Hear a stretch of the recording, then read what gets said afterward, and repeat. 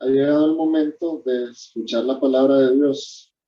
Seguimos en el estudio de los profetas menores, avanzando en la explicación de cada uno de los capítulos y versículos del libro de Oseas, en la voz de nuestro querido hermano Augusto Estefan. Adelante, ¿no?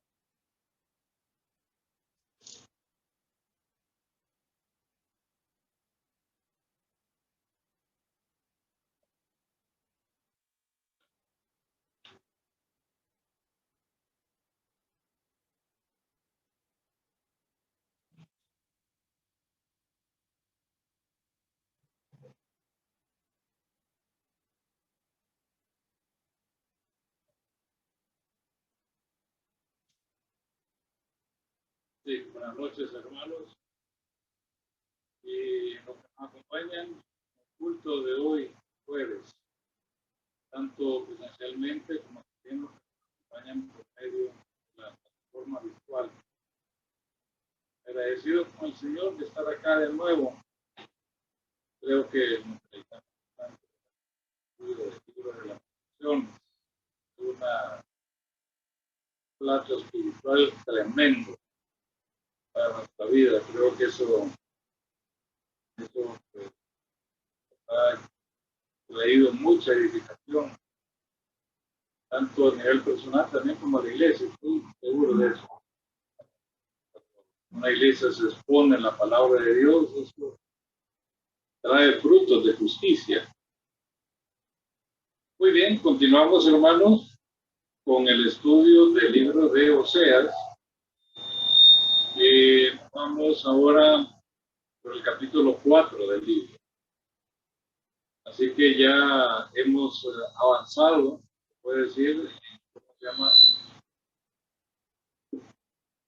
Estudio, hemos estado avanzando. Y lo último que vimos fue precisamente el capítulo 3, que básicamente ahí nos habla de Israel en ¿cómo se llama? En el exilio. Como la nación, Dios la lleva al exilio. Y ya una vez que la trae de nuevo al exilio, entonces le indica, le da instrucciones. Y obviamente esas instrucciones pues, condicionarían al pueblo en toda su historia hasta el día de hoy. Muy bien, entonces la figura siempre de lo que es el matrimonio del profeta se mantiene. Después de eso, entonces, llegamos al capítulo 4 del libro. Y aquí podemos decir lo siguiente, que el capítulo 4, hasta que termina, el capítulo 14, correspondería a la segunda sección del libro. Digo, para que entendamos mejor, ¿verdad? Entendamos mejor ¿cómo se llama? Este libro del profeta Oseas. Como aparece en las notas, ustedes miran en sus pantalla, el capítulo del 1 al 3 sería, podemos decirlo, la primera. Y obviamente el mensaje central ha sido el matrimonio del profeta Oseas con una mujer dada a la prostitución, o sea, con Gómez. Y hay que recalcarlo, hay que puntualizarlo por mandato divino. Y lo estableció Dios. Se quería mandarle un mensaje al pueblo, forma como un ejemplo vivo. Quería mandarle un mensaje al pueblo porque parece que el pueblo no entendía de otra. Así que le manda un mensaje vivo. Esto serviría de ejemplo para explicarle al pueblo el amor del Señor hacia su pueblo infiel, que ha quebrantado el pacto al rendirle culto a otros dioses y, por supuesto, como hemos dicho, adoptando las abominaciones de las costumbres de los pueblos vecinos, con los cuales el Señor les había dicho que no se juntara con ellos. Ese fue uno de los mandatos que había la ley de Moisés. Por supuesto que este abandono del pacto traería consecuencias para el pueblo y que obviamente se ilustraron en los nombres de los 3 hijos del profeta.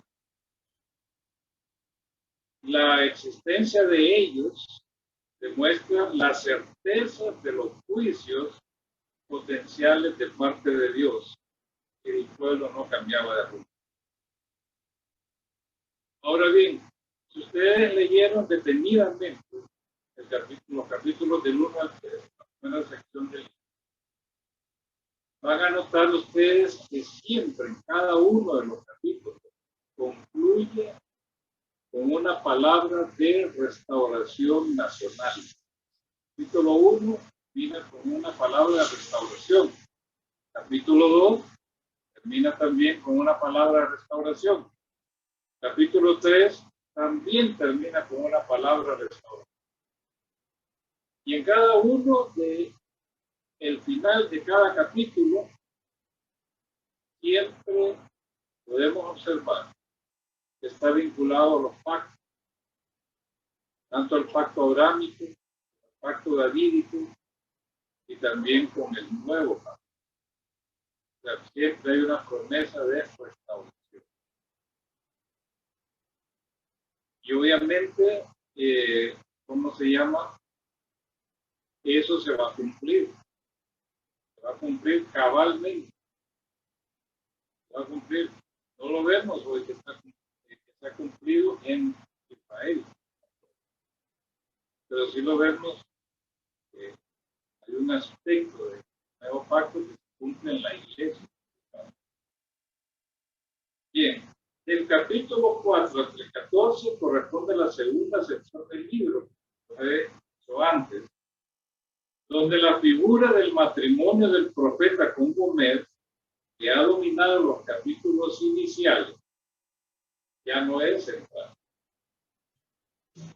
Obviamente resurgirá, pero de forma muy importante. A partir del capítulo 4, los mensajes del Señor detallan las abominaciones cometidas por el pueblo, sin andar con metáforas, sin andar con ejemplos, sino que les habla directamente. Como diríamos en nuestro léxico, ¿verdad? Hablar no es sin tapujos, sino decirles las verdades. O sea, que ya no habla por medio de la figura del matrimonio, sino que les va directamente a declararles las abominaciones.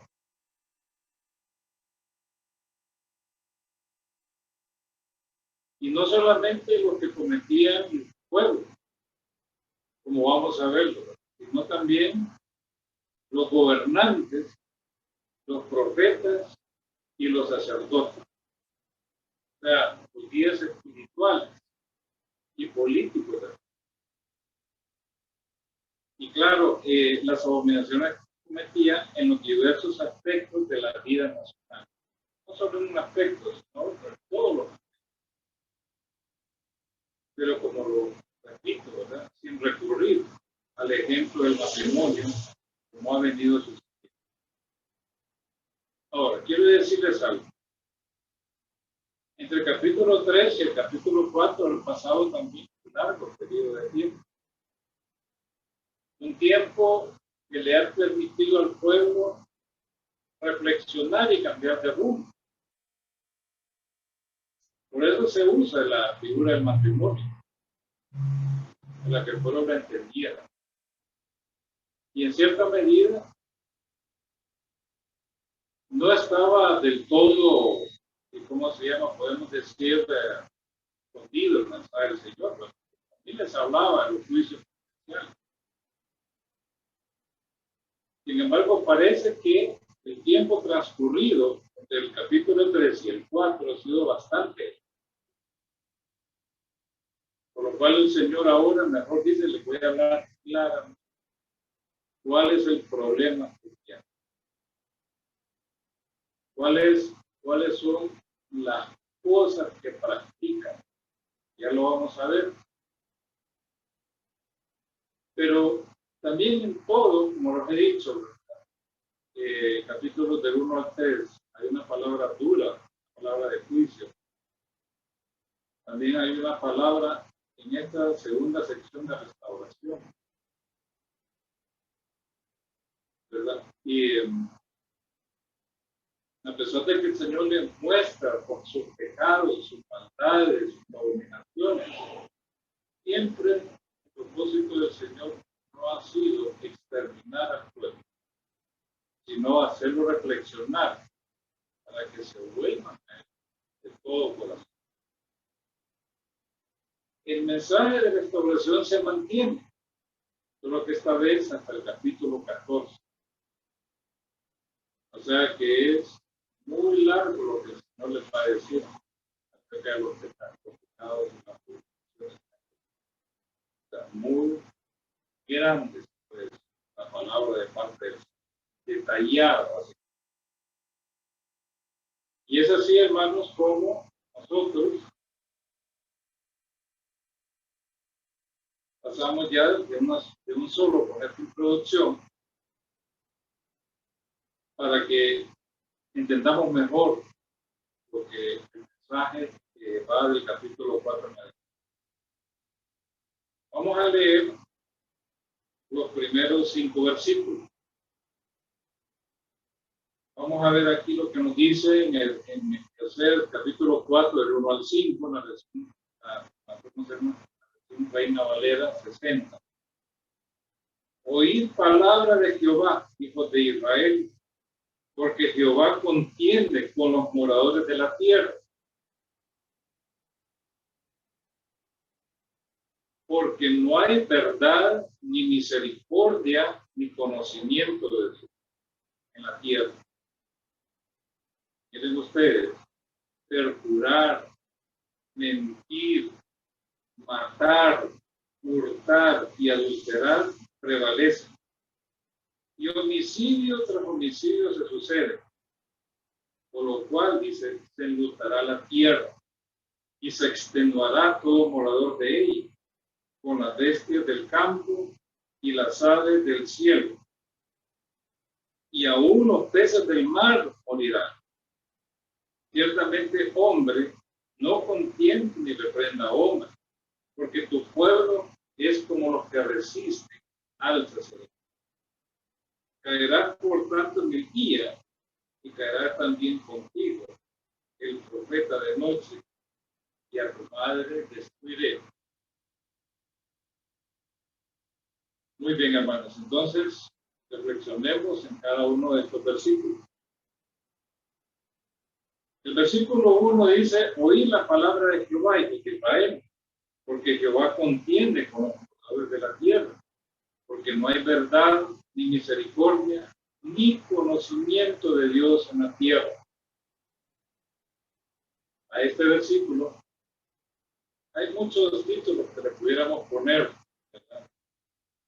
Básicamente a estos primeros 5 versículos, podríamos poner el pueblo pecador, ¿verdad? Yo diría, o digamos, la acusación, pero yo pondría más bien otro nombre, Yahweh, o sea, el nombre de Dios, ¿verdad? Yahweh, el Dios justo, porque Dios va a aplicar su justicia en este caso. Algunos hermanos, algunas tendencias teológicas me enseñan cosas muy fuera de lo que dice la Biblia. Porque dice que aunque la gente haga lo malo, Dios es bueno, Dios es amor.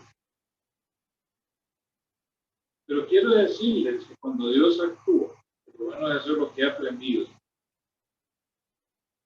Dios actúa con todos sus atributos.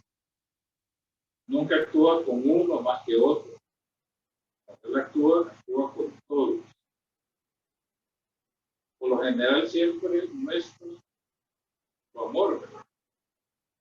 Uno de sus atributos, pero su amor no quiere decir que él va a permitirle. Dios tiene que actuar también con su justicia, porque él es justo. Si no hace eso, entonces cualquiera podría ir a su presencia, sin importar su condición moral. Entonces, ¿qué pasaría? Colapsaría el trono del reino de Dios, ¿verdad? Que todos podrían entrar y estar revestidos de la justicia, por así decirlo, justificados. Y eso sería algo imposible.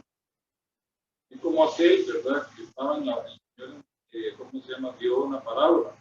Hubo uno que entró en la boda, pero no estaba vestido. Y fue echado de ahí, a las tinieblas de afuera. No estaba vestido adecuadamente, estaba revestido de la justicia.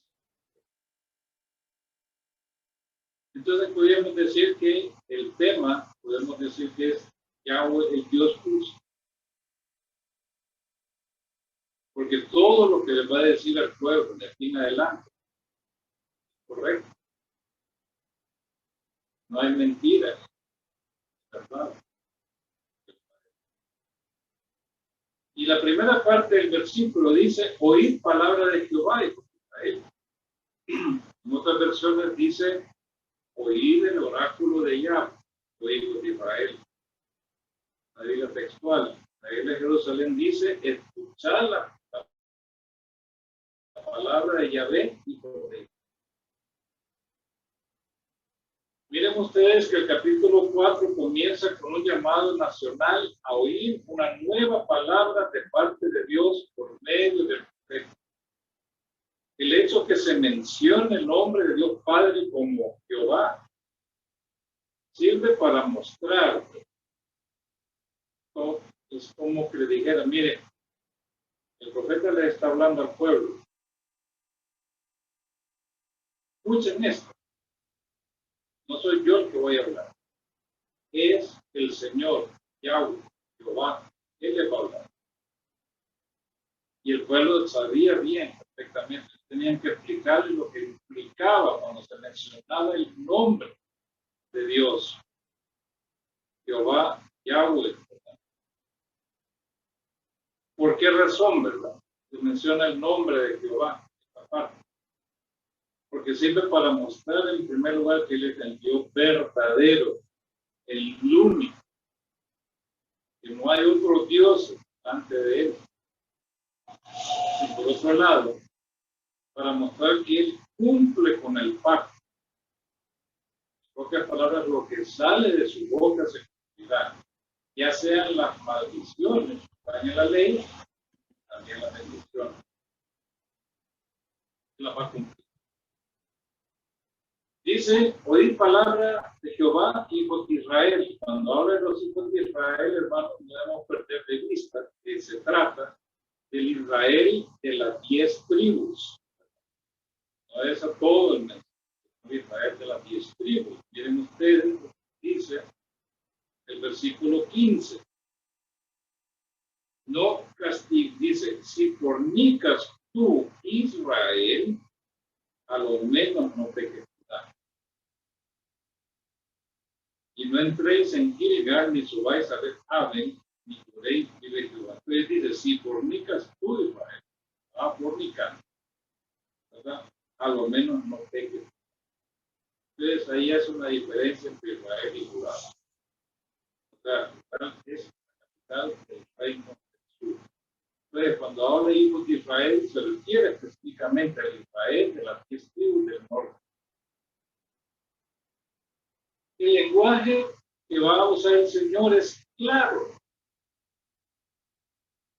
sin simbolismo ni metáfora, y que expondrá la condición moral y espiritual en que se encuentra la nación y cómo esta condición moral se expresa en la vida cotidiana.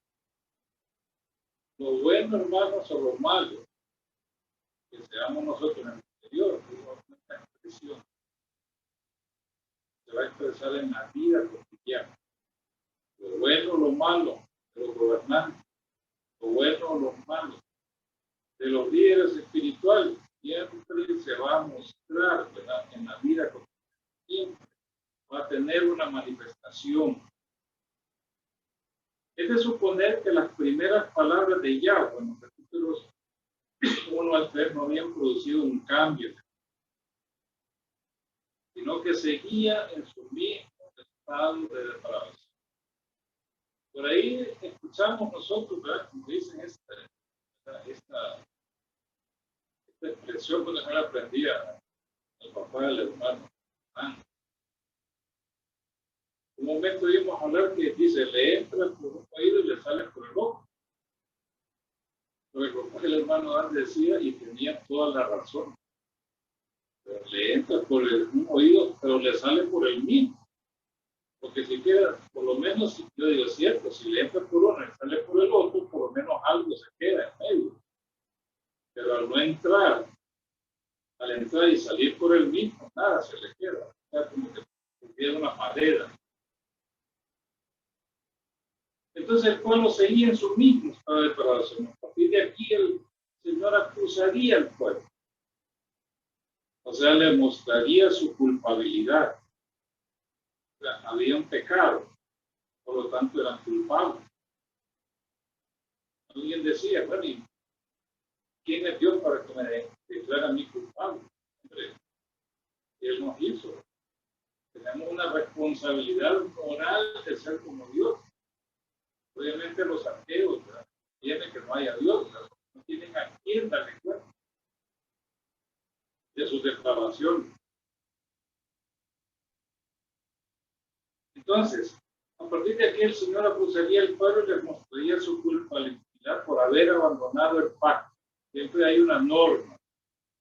En tal sentido, la palabra profética que oirían sería Cristo.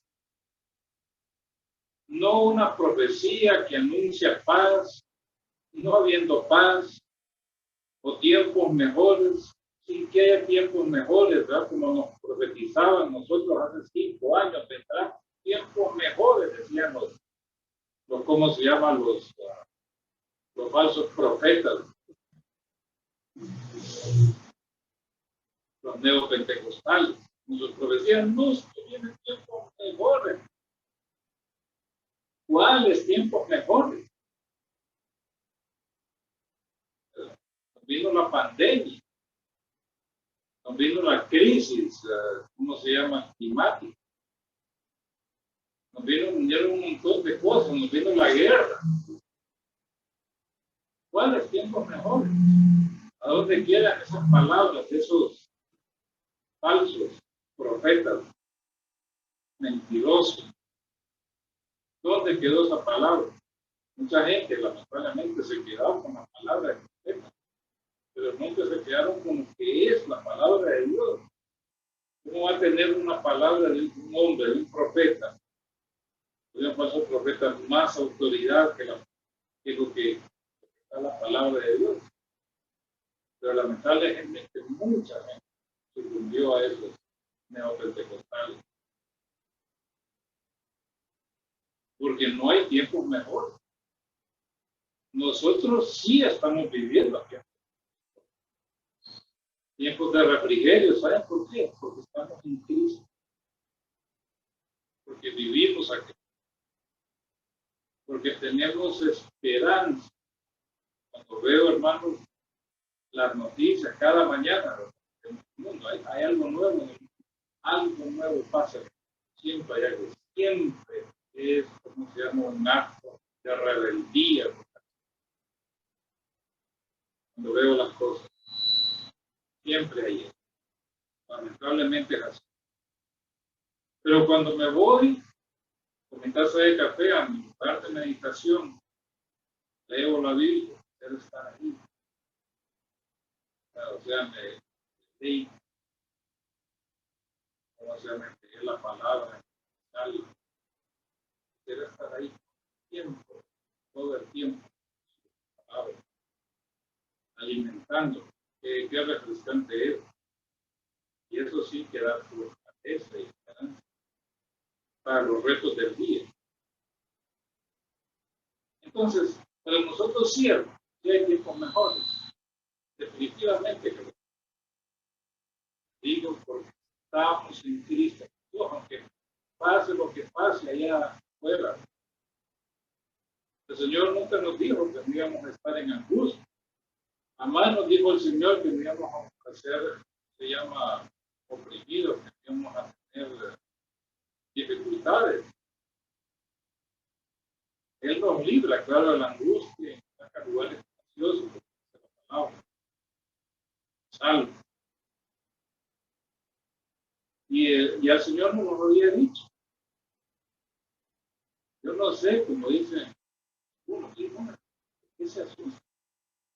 Dice el Señor, en el mundo tendréis aflicción. Yo confía, dice, yo he vencido al mundo. O sea, la aflicción es inevitable. Vamos a tener aflicción. De repente nos va a haber angustia. Parece que no tenemos salida. Pero cuando confiamos en el Señor, como dice, salve, Él está arriba en la angustia. Dice que Él nos saca a lugares espaciosos, pone nuestros pies sobre peña, endereza nuestros pasos. Eso es lo que ocupamos. Eso nos lo dice la palabra. Sabiendo que las cosas en el mundo rebelde, depravado, van de mal en peor. Y lo dice, ellos han creído Dios para decir, vamos a fabricar niños. Niños a saber cómo van a ser los niños. Nadie. Nada. Bien.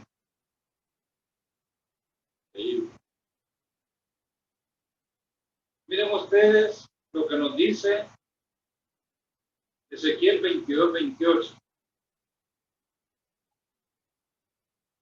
Ezequiel 22:28.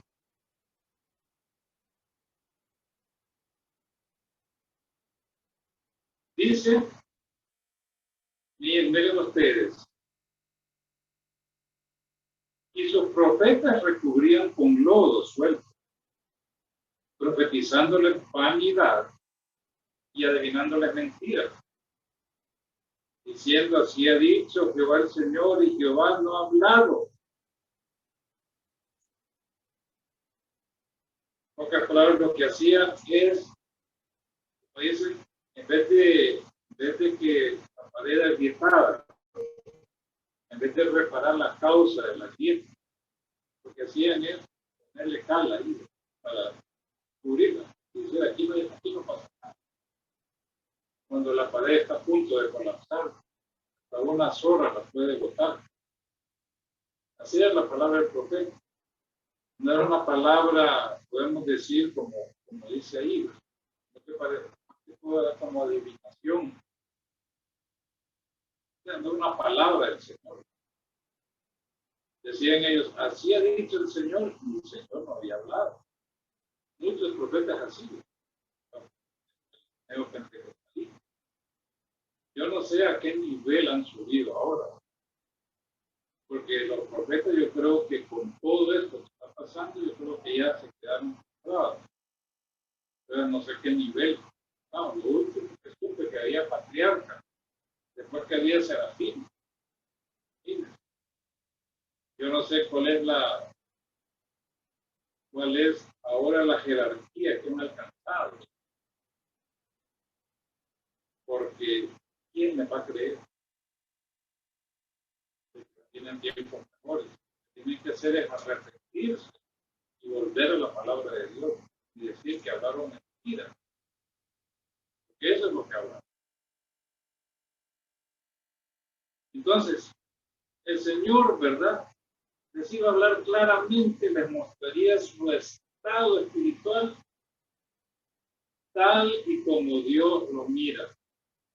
No como lo mira el hombre. Porque el hombre lo que hace es suavizar la maldad. Suavizarla, ponerle nombres de otra clase, otro calificativo, pero no llamarle como se debe llamar. Entonces, la palabra, la nueva revelación de Dios, del Señor, para el reino para las tribus, o para el Israel y las 10 tribus, va dirigida a ellos. Después, en la segunda parte del versículo dice, porque Jehová contiende con los moradores de la tierra. En otras versiones dice, porque Yahweh tiene una contienda con los habitantes del país. La Biblia de Jerusalén dice que Yahweh pone pleito a los habitantes de esta tierra. La Biblia de las Américas, porque el Señor tiene querella con los habitantes de la tierra. De nuevo, la conjunción porque explica la razón por la cual el Israel de las 10 tribus del norte debe oír lo que Yahweh le va a decir. Es notable, es interesante, hermanos, que en un mismo versículo, fíjense ustedes, se utiliza otra vez el nombre de Dios, Jehová. Obviamente para mostrar que quien va a hablar es el único e incomparable Dios verdadero. También para recordarles al pueblo que todos los pactos que Dios concertó con ellos los hizo bajo el nombre de Jehová. Obviamente el significado de su nombre le fue impartido a Moisés. Miren ustedes lo que significa el nombre de Yahweh. Miren ustedes lo que nos dice Éxodo 34, del 5 al 7. Ahí le fue revelado el nombre.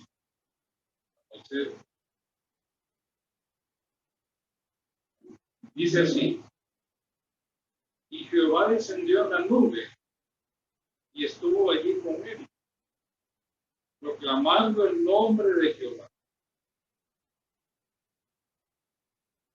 Y pasando Jehová por delante de él, proclamó, Jehová, Jehová, fuerte, misericordioso y piadoso, tardo para la ira, y grande en misericordia y verdad, que guarda misericordia millar, que perdona la iniquidad, la rebelión y el pecado, y que de ningún modo tendrá por inocente el malvado, que visita la iniquidad de los padres sobre los hijos y sobre los hijos de los hijos hasta la tercera y cuarta generación. Entonces Moisés, apresurándose, bajó la cabeza hacia el suelo y adoró. Miren ustedes, ahí se revela el nombre. Y todos sabían bien las 10 tribus del norte, porque ahí lo tenían escrito. Bien, que él va a hablar, el que es tardo para la ira, grande en misericordia, que perdona, pero de ninguna manera eso que habla ahí de que él perdona la maldad y el pecado, también dice que de ninguna manera va a declarar inocente al culpable. Eso nos enseña solamente la primera parte, pero aquí nos dice que de ningún modo, o sea, de ninguna manera tendrá por inocente al malvado. Pero lo que oímos hablar siempre es el amor y la misericordia. No, que Dios es amoroso, Dios es bueno, pero mire, no va a tener por inocente al malvado. El malvado es malvado. Y va a recibir su castigo, va a recibir su retribución. Entonces aquí de nuevo se habla, se repite el nombre del Señor. Ese nombre le fue impartido a Moisés. La idea de su nombre es su existencia eterna, su inmutabilidad y el hecho de que no puede compararse a los dioses que habían adoptado los israelitas. Su nombre obviamente no podía tomarse en vano. Y por ello, el israelita común, piadoso, se refería a él como Adonai, o sea, como Señor, es como se refería, ya que decían ellos, no es bueno al nombre de Dios vanamente, usarlo vanamente. Entonces, por eso le llamaban Adonai. Adonai. Ahora, en la medida en que el pueblo se fue apartando del pacto, ya no lo llamaban ni siquiera como Adonai, le llamaban a Ali, vimos en el capítulo 2, o mi Baal, rebajándolo a otro Dios más, como si fuera otro Dios. El pueblo, ¿a qué grado de depravación llegó? ¿A qué grado? Es increíble. Como que si fuera otro Baal, y Baal. Inaudito eso. O sea, como si tratara de, ¿cómo se llama? De otro Dios. Ahora, miren ustedes, dice, nos dice, explica, Jehová contiende con los moradores del cielo. La idea aquí, hermanos, es de un tribunal o de un juzgado. Es la idea que hay detrás de todo esto. Dice el Señor contiende con los habitantes del país. O sea, ahí dice con los moradores de la tierra. Hay que entender, ¿verdad? Es de la tierra, sino del país donde vivían las 10 tribus. Este vocablo es un término ilegal utilizado en los tribunales para acusar, querellar, peinar a alguien que ha dado lugar a una causa legal. Lleva el mismo sentido que Oseas 2:2. Fíjense ustedes que en Oseas 2:2, tienen ustedes las diferencias que hay. El Señor les dice, hace un llamado al pueblo, contender con vuestra madre, contender, porque ella no es su mujer, ni yo su marido. Aparte fue su fornicación de sus rostros, su adulterio de sus pechos. O sea, ¿cómo se llama? Anteriormente, la señora había dicho al pueblo, mire, contienda para que el pueblo se comporte como la esposa del Señor y no como una prostituta, una adúltera. Entonces decía ahí llamaban los propios israelitas, a los israelitas para que se protegieran con los de su misma nación. Ahora bien, hay un cambio en 4:1. Hay un cambio. Ya no serán ellos los que deben contender, porque parece que eso no surtió efecto. Ahora no son ellos. No les había dado la oportunidad de que cambien. Pero ahora, hermanos, tiene que intervenir directamente el Señor. Ahora es Él el que los va a creer. Porque no habían cambiado. Fíjense ustedes, no habían cambiado. Entonces viene Él y ahora los va a creer. Dio la oportunidad al pueblo, ahora el Señor interviene. Y por esa razón les hace un llamado a que no sigan contendiendo entre ellos. Miren el versículo 4. Ciertamente, hombre, dice, no contienden ni reprenda a hombre. Porque tu pueblo es como que resisten al sacerdote. Entonces, ya les dijo, bueno, dejen de contender, ya no contiendan. Ahora soy yo el que voy a contender. Miren ustedes. Como les digo yo, aquí la idea es la de un tribunal. Esta querella que el Señor presenta ante un tribunal equivale a un delito por sus abominaciones cometidas al no cumplir con las demandas del pacto, por lo que se les debía aplicar las penas y castigos ya indicadas en el mismo. En pocas palabras, se presentan todas las pruebas antes del veredicto final. Obviamente, miren ustedes, cuando una persona difama a otra, eso se llama querellar, porque ha hablado mal de él. Ustedes lo llevan a un tribunal, presentan las pruebas, realmente conforme a lo que en la legislación, conforme a lo que define la legislación, lo llevan al juez y el juez determina culpabilidad o no. En este caso, ¿cuál es la querella que presenta el Señor? Digamos, a la ley.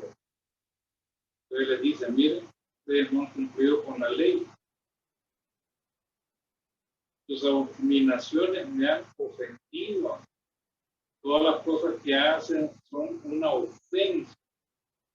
Y presentan las pruebas de que Él ha cumplido con el pacto.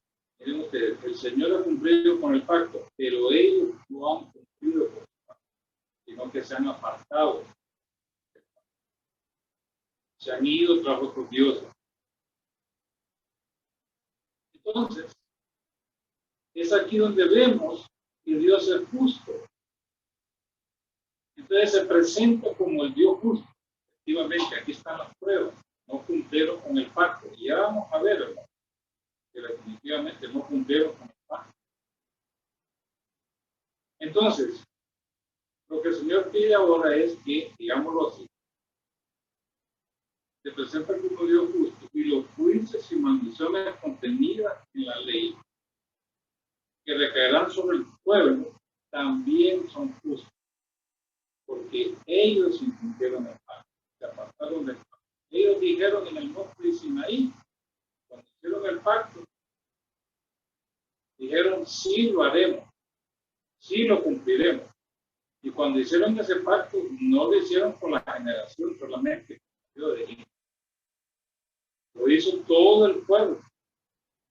Lo hizo con todas las generaciones venideras. Exactamente así, ¿verdad? O sea, que todos estaban obligados a. No es que yo, ¿verdad? No, eso pasó allá en el siglo XIV antes de Cristo. Y a los judíos de ahora no le afecta. No, claro que no se les afecta.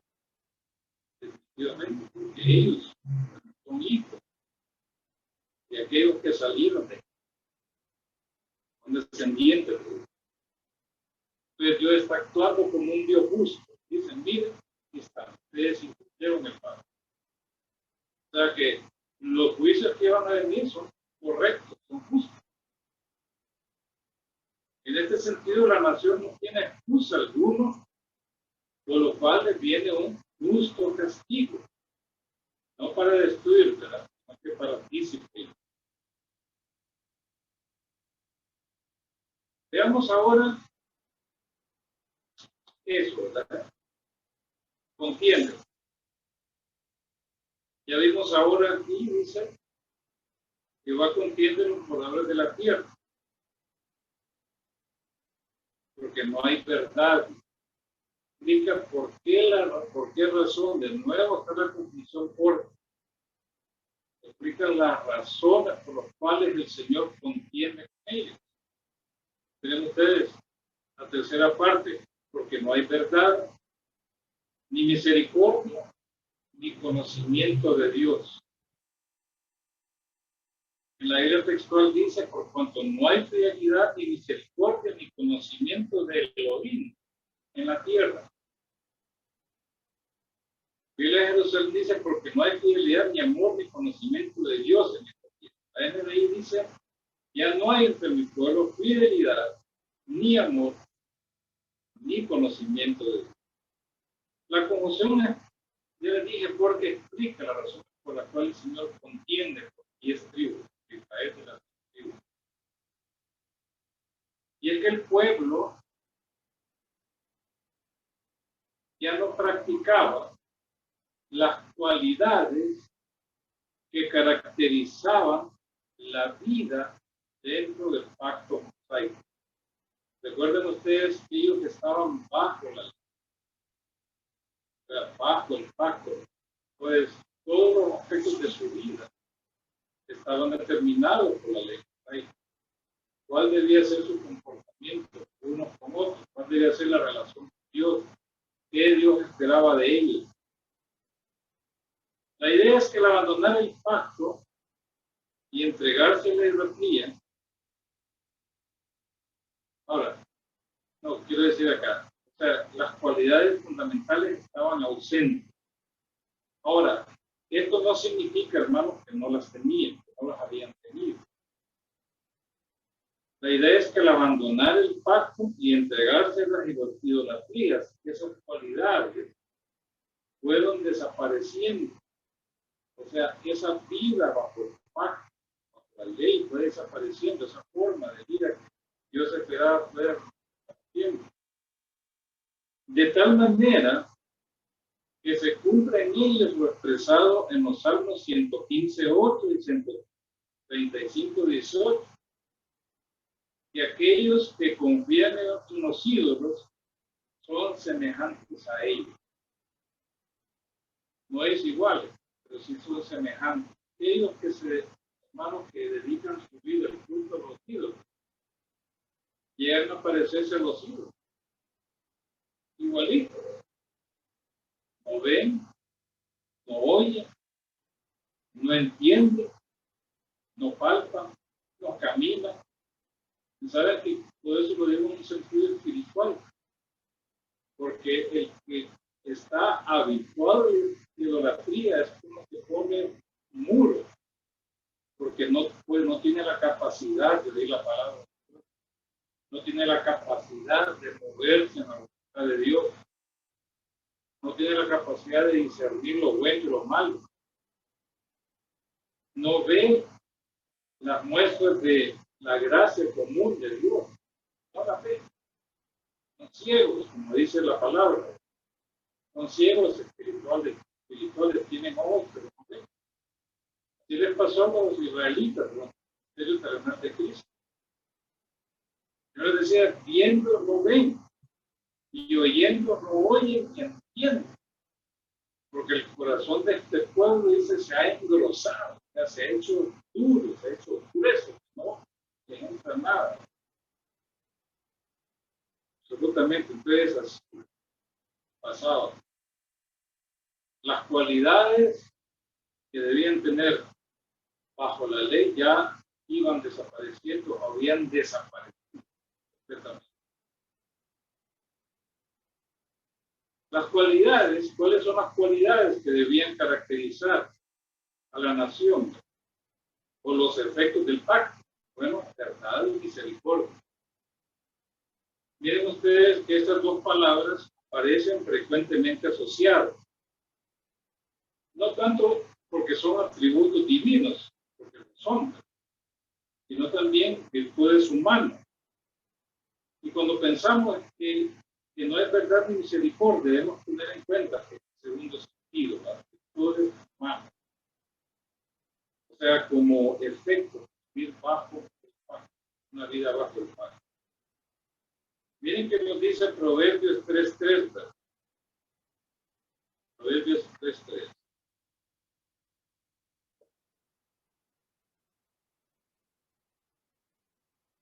Dice, nunca se aparten de ti la misericordia, la verdad.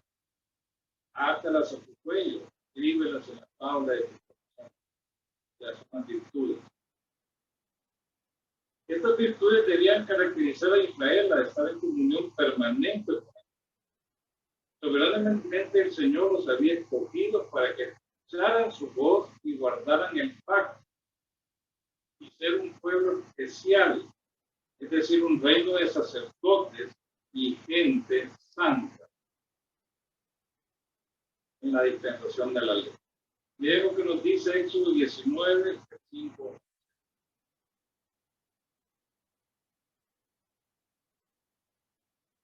Éxodo 19, del 5 al 6. 5, 19, 5, 6. Miren ustedes lo que nos dice. Y vosotros me seréis un reino de sacerdotes y gente santa.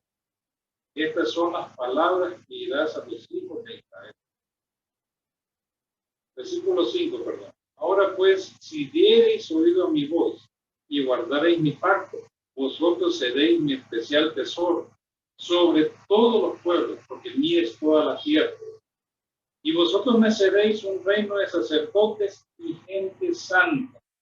Estas son las palabras que dirás a los hijos de Israel. Era el propósito en la dispensación de la ley. Un pueblo especial, un reino de sacerdotes.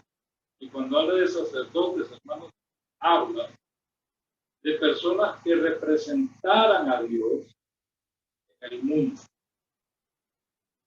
Eran los representantes de Dios en el mundo. Debían llevar la luz al mundo. Sin embargo, fracasaron. O sea, de la misma forma en que la iglesia es también un reino de sacerdotes, deberían ser de ellos.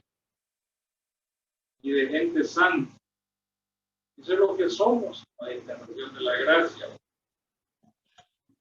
Entonces esperaba que Israel fuera semejante a que mostrara las virtudes de aquel que lo llamó de las tinieblas. Pero no, ¿verdad? Las cosas que aparecen ahí habían desaparecido. O sea, la nación no era consecuente con respecto a las exigencias del pacto, sino con las exigencias de los ídolos a los cuales adoraban y hablaban. Israel confiaba su seguridad y sustento en naciones paganas, las cuales habían estado en alianza. Estas alianzas no eran de tipo comercial y militar, sino también sus costumbres y prácticas. Debido a ese comportamiento y testimonio, no debía considerarse como pueblo del Señor, e Israel no debía considerarse a Dios. Israel se parecía a los ídolos que adoraban, mostrando más bien sus cualidades. No andan, no ven, no oyen, no entienden, no hablan, pero sobre todo a los demonios que hay detrás de esos ídolos. Porque en definitiva, siempre detrás de un ídolo, hermanos, hay un demonio. Eso lo dice Pablo. Lamentablemente, estas cualidades estaban ausentes. Seguiremos meditando en la próximo jueves sobre estos aspectos importantes. Vamos a ver cómo el Señor se expresa claramente y les declara su culpabilidad por no cumplir con el pacto. Y Dios les muestra su fidelidad. Así es. Bueno, hermanos, aquí terminamos. Así que nos vemos el próximo jueves.